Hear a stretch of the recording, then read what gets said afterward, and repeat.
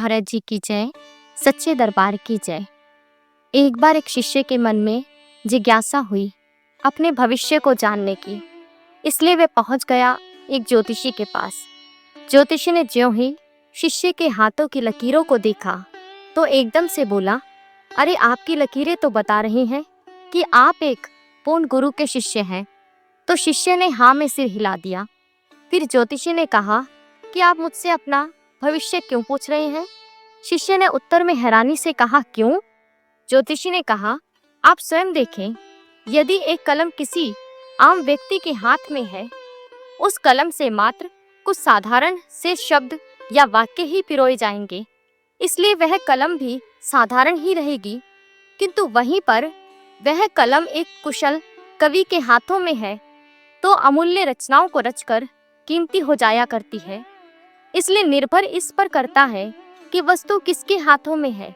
ठीक इसी तरह से हे शिष्य, तुम भी उन गुरुदेव के हाथों में हो जिनकी कृपा से बिगड़ी किस्मत भी संवर जाया करती है।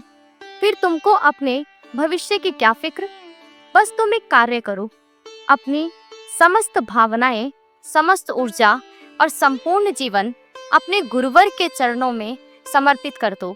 फिर देखना, वो तुम्हें इतना मूल्यवान बना देंगे जिसकी तुम कल्पना भी नहीं कर सकते, बशर्ते तुम अपने आप को पूर्ण रूप से गुरुवर के चरणों में सौंप दो। उसकी चाह तुम्हारी चाह हो जाए।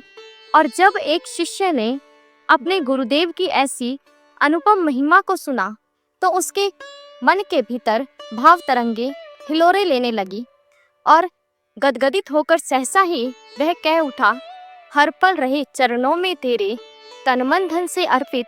हे गुरुवर, अब ये अभिलाषा जीवन करें समर्पित। क्योंकि भक्तजनों, समर्पण ऐसी ही अवस्था होती है जहाँ शिष्य अपना सर्वस्व गुरु के चरणों में अर्पित करने को तैयार रहता है, जहाँ वह अपना सब कुछ उलीझ कर गुरु को सौंप देना चाहता है। वह अपनी प्रत्येक श्वास गुरु को समर्पित कर देता है और ऐसा ही समर्पण एक सच्चा शिष्य चाहता है तथा इसी दिव्य अनुभव के लिए वो प्रत्येक परिस्थिति का सामना करने को तैयार रहता है, प्रत्येक परीक्षा को सिर माथे पर ले लेने को तैयार रहता है।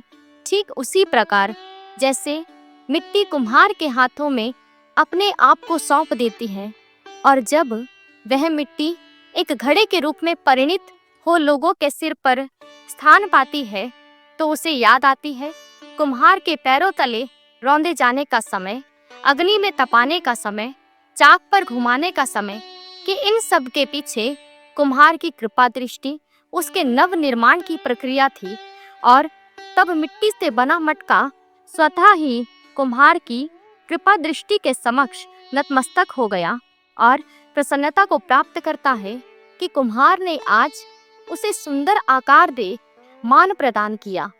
आज जहाँ मिट्टी तो प्रसन्न थी ही, वहीं कुम्हार भी प्रसन्न है। मिट्टी प्रसन्न है कि वह अपने आप को कुम्हार के हाथों में सौंप नया रूप पा गई। वहीं दूसरी ओर कुम्हार प्रसन्न है कि मिट्टी ने आज उसे अपने ऊपर कार्य करने का अवसर दिया। तो कुम्हार कह उठा कि तूने आज अपने आप को मुझे एक सच्चे शिष्य के मानिंद समर्पित किया, इसलिए तो मैं तुझे नया रूप दे पाया। मेरे द्वारा दी हुई कड़वी परिस्थिति पर भी तूने कोई प्रश्न चिन्ह नहीं लगाया। आज मैं तुझे पाकर धन्य हो गया।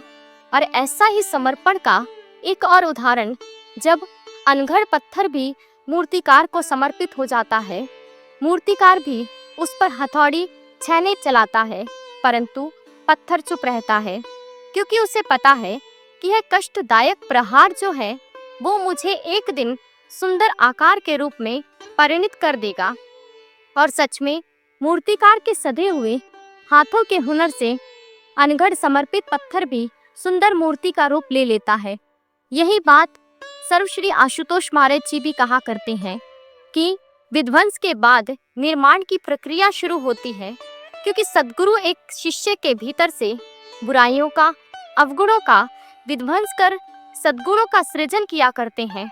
और जब एक सच्चा शिष्य अपने जीवन के भीतर ऐसी परिस्थिति को देखा करता है तो वह मौन हो जाता है और तब उसके भीतर से यही पुकार निकलती है, शिकवा ना शिकायत, ना कोई अर्जी, कर ले करा ले, जो है तेरी मर्जी। सच में भक्तजनों, एक सद्गुरु ही है जो एक शिष्य का निर्माण करते हैं, उसे नया रूप प्रदान कर दिया करते हैं। और जब एक शिष्य अपना निर्माण होते हुए देखता है तो उसके अंतःकरण से कुछ ऐसे उद्गार प्रस्फुटित होते हैं, सृष्टि में है सबसे अलग सद्गुरु ही निर्माता, उसका ढंग और शैली उसकी कोई समझ ना पाता। भाव देख समर्पण का वो करता है निर्माण, कभी उठाकर कभी गिराकर देता नई पहचान। वहीं दूसरी ओर एक शिष्य का समर्पण ही है जो उसके अर्थहीन जीवन को अर्थपूर्ण जीवन बना देता है। जब जब भी शिष्य ने गुरु के चरणों में समर्पण किया तो बदले में सद्गुरु ने उसे पूर्णत्व की ओर बढ़ा दिया।